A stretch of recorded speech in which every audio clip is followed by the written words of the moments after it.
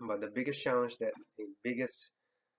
I still have is how to communicate with others, how to be more social, how to build social connections or social relationships with others. That's the biggest challenge that I have to this very day. I've always struggled to build friendships, to make real connections with other people. Um, I went through a lot because they saw me as different, and because they saw me different, I was always 100%, almost 100%. I was always attacked and bullied to the point in which it got me into a severe clinical depression. This now I'm talking about school life. Yeah, this is happening when I was at school. I was in clinical depression. I had no, I tried to make real friendships, and I was somewhat successful, but I was not able to keep friends.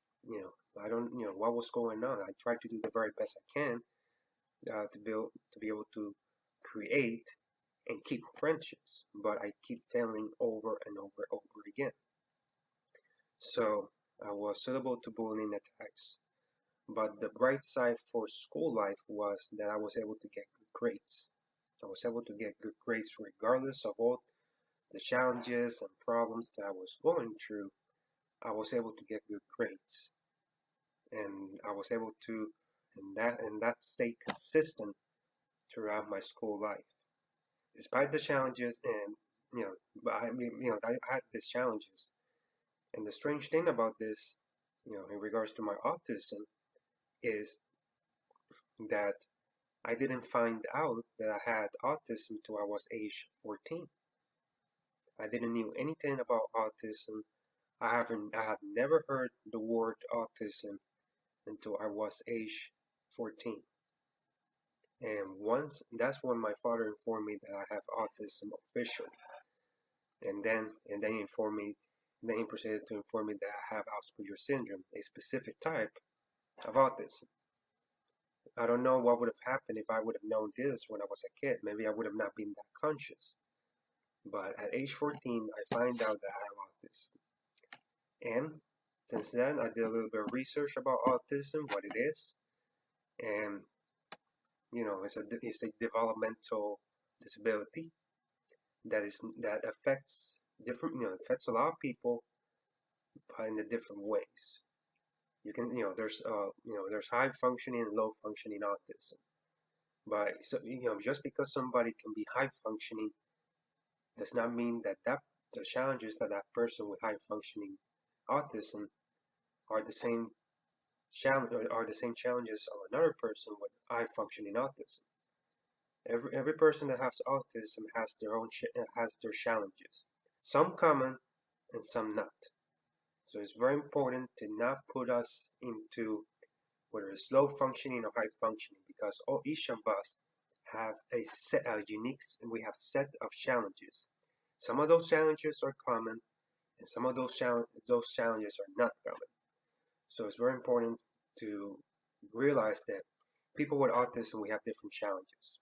Very important to realize that, with some common challenges. So I was age 14. Uh, as I struggled with social communication, depression. But despite those challenges, I was able to graduate from high school. In 2019, I mean 2009. I was able to graduate from high school. I was able to go to college. I was not able to do well, in building social relationships in college either. And despite that, I was able to get good grades. Not as good grades as I got in school, but I was able to get good grades in college. But I have struggles picking up a majoring, doing a major for college. I entered college in one area, then the second year I changed to another major, and it got to the third year in which I was like, you know what, I'm done. I'm going through a lot of depression. I don't know what to do. I'm not going to waste more time. Let me take a break from college. So I left college for a time being. I went to work for the first time, you know, for the first time in my life in 2012. I got a job, and and I got a job in the retail industry. so, in the retail industry. So I was taking jobs that focus on that were really focused on social communication, which was my biggest area of weakness. But instead of letting autism define and determine what can I do, I focused on doing that job, and I was able to do that job, despite my disability. And after that, I went back to school. I graduated with my bachelor's degree in business in 2016. I became one of the not many people with autism had graduated from college, and even less so, not a lot of people with autism are employed. In fact, 90% of adults with autism are unemployed. So let that sink let that sink for a moment. Just imagine 90% of adults with autism are unemployed. So it is very important to realize that, despite the challenges that I went through, I was able to survive. I was able to work. Um, I started my autism advocacy in 2014, helping my fellow people on the spectrum in not only raising awareness, but more important, taking action towards creating the help necessary to help our great community achieve a much better life. Because for me, autism, I don't see it as a disease.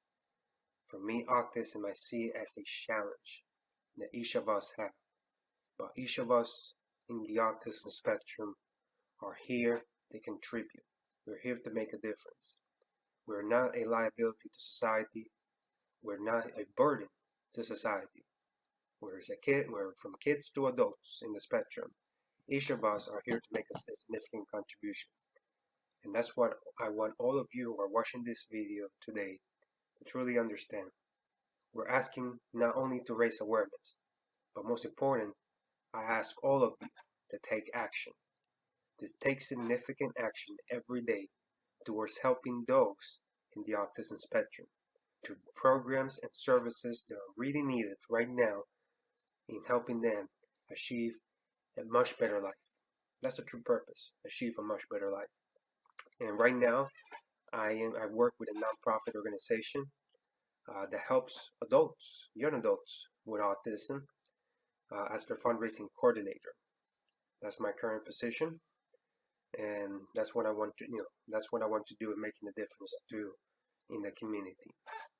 So for me, a challenge in doing for this Autism Awareness Day, I truly challenge you that are watching this video to take action, to volunteer, to help others, people in the spectrum, to help others that are in the spectrum, to continue to not only help, because autism doesn't end, it is with us in life.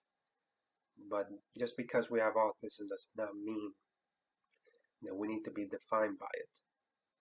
It doesn't mean that we need to be controlled by it. The most important thing is that we are here to make a difference.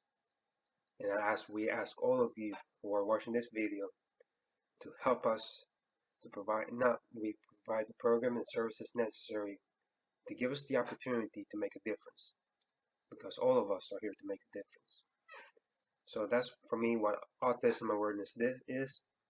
I prefer autism action. For me is to do autism action every single day. So